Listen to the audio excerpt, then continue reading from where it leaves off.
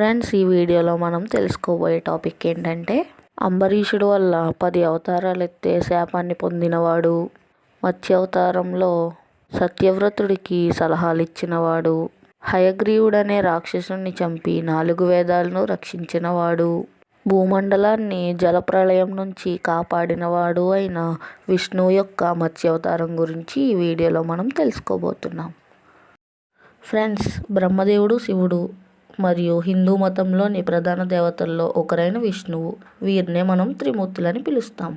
అయితే అది మనకు తెలుసు. శ్రీ మహావిష్ణువుకి ఒక భక్తుడు వల్ల 10 అవతారాలు ఎత్తే శాపం వచ్చింది. ఆ భక్తుడు ఎవరో కాదు, అంబరీషుడు. ఆయన గురించి మీరు తెలుసుకోవాలనుకుంటే మన ఛానల్లో ఆ వీడియో ఉంది, డిస్క్రిప్షన్లో లింక్ ఇస్తాను, వెళ్ళి చూసేయండి. అయితే ఇక్కడ ఆ 10 అవతారాల్లో మత్స్య అవతారం ఒకటి. ఈరోజు మనం దాని గురించే తెలుసుకుందాం. అయితే వీడియోలోకి వెళ్ళే ముందు మన ఛానల్ని ఎవరైతే సబ్స్క్రైబ్ చేయలేదో వాళ్ళైతే వెంటనే సబ్స్క్రైబ్ చేసుకోండి. ఇంకా వీడియోకి అయితే లైక్ చేయండి. మీ ఫ్రెండ్స్ అండ్ ఫ్యామిలీకి ఈ వీడియో అయితే షేర్ చేయండి. ఎందుకంటే మంచిని షేర్ చేయడం మంచిదే కదా. సరే, అయితే మత్స్యం అంటే సంస్కృతంలో చేప అని అర్థం. అయితే విష్ణువు యొక్క మొదటి అవతారం ఇది. ఇక్కడ మత్స్య అవతారంలో శ్రీ మహావిష్ణువు పవిత్రమైన మరియు మొదటి వ్యక్తి అయిన మనువును రక్షించడానికి ఒక పెద్ద పడవను నిర్మించమని మనువుకు సలహా ఇచ్చాడు. వరదల వల్ల మనుషులను ఇంకా వేదాలను రక్షించడానికి మత్స్యావతారం ఎత్తాడు శ్రీ మహావిష్ణువు. అయితే సత్యయుగంలో భూమి మీద ఉన్న ప్రజలు తమ జీవితాలను జీవించే విధానంలో సృష్టికర్త అయిన బ్రహ్మదేవుడు సృష్టిని నిర్మించడానికి, విష్ణువుని భూమిని తిరిగి నిర్మించడానికి మార్గదర్శకాలు అయిన వేదాలను, అంటే హిందూ మతం యొక్క 4 సూత్రాలైన పుస్తకాలు. ఈ సృష్టి ప్రక్రియ చేసే పనిలో బ్రహ్మదేవుడు చాలా అలసిపోయి ముందు విశ్రాంతి తీసుకుందాం, తర్వాత ఈ గొప్ప పని చేద్దాం అనుకుని బ్రహ్మదేవుడు నిద్రపోతాడు. బ్రహ్మదేవుడు నిద్రపోతున్న సమయంలో ఆయన ముక్కు నుంచి ఒక పెద్ద రాక్షసుడు బయటికి వస్తాడు. హయగ్రీవ అనే గుర్రం తల ఉన్న రాక్షసుడు. అయితే ఈ రాక్షసుడు బ్రహ్మ దగ్గర నుంచి వేదాలు దొంగలిస్తాడు.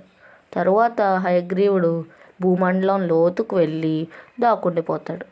ఇంతలో శ్రీ మహావిష్ణువు యొక్క గొప్ప భక్తుడైన సత్యవ్రతుడు, అదే మనం ముందుగా చెప్పుకున్న మనువు, ఈయన విష్ణువుకు రోజు క్రమం తప్పకుండా పూజలు చేస్తూ ఉండేవాడు. అయితే విష్ణువుని కలవాలని కోరుకునేవాడు. అందుకే విష్ణువు కూడా మనువును కలవాలని అనుకున్నాడు. అయితే ఒకరోజు మనువు నదిలో చేతులు కడుక్కుంటూ ఉండగా ఆయన చేతిలోకి ఒక చిన్న చేపపిల్ల వస్తుంది. వచ్చి ఈదుతూ ఉంటుంది. తన ప్రాణాలను కాపాడమని కోరింది. అతను దాన్ని ఒక కూజాలో వేసి ఇంటికి తీసుకెళ్ళిపోతాడు. అయితే ఆ చేప పెరుగుతూ పోతుంది. కూజాలో సరిపోదు.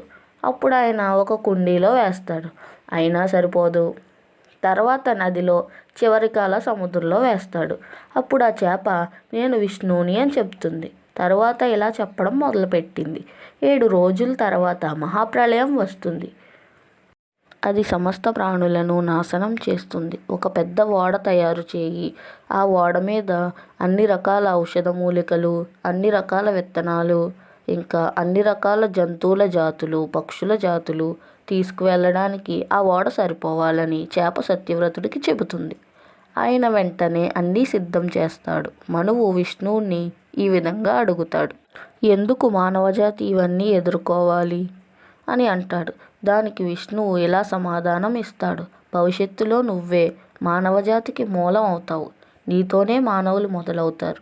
వారందరికీ తండ్రివి నువ్వే అని చెప్పి వెళ్ళిపోతాడు. తర్వాత ఒక పెద్ద తుఫాను వస్తుంది. భూమంతా సముద్రంతో నిండిపోతుంది. విష్ణువు హయగ్రీవుణ్ణి చంపి తర్వాత 4 వేదాలను రక్షించి బ్రహ్మదేవుడికి అప్పగిస్తాడు. అయితే అప్పుడు విష్ణువు నీరంతా తగ్గిపోయాక, ప్రపంచం అంతా శాంతించిన తరువాత మనువు ఉన్న ఓడను హిమాలయాల వద్ద విడిచిపెడతాడు. అక్కడ వారు మళ్ళీ మానవ నాగరికతలను ప్రారంభిస్తారు. అయితే ఈ విధంగా విష్ణువు ప్రతి అవతారంలోనూ భూమిని రక్షిస్తూ వచ్చాడు. ఫ్రెండ్స్, ఇన్ఫర్మేషన్ నచ్చితే మన ఛానల్ని అయితే సబ్స్క్రైబ్ చేయండి. వీడియోకి అయితే లైక్ కొట్టండి. మీరు ఈ వీడియోని షేర్ చేయడం ద్వారా మనలాంటి మరెంతో మంది కూడా మన పురాణాల గురించి తెలుసుకుంటారు. జై హింద్.